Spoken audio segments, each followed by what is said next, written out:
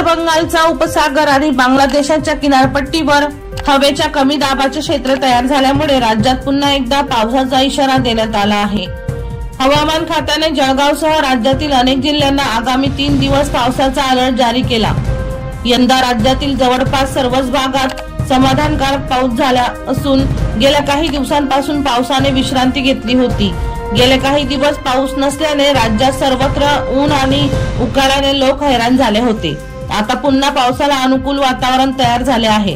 राज्यातील अनेक जिल्ह्यांना 18 ते 21 ऑगस्ट पर्यंत पावसाचा इशारा देण्यात आला आहे। दरम्यान गेले काही दिवस पावसाने दडी मारल्यामुळे जळगावकर ऊन आणि उकाडा अशा दोन्ही समस्यांशी झुंजत होते।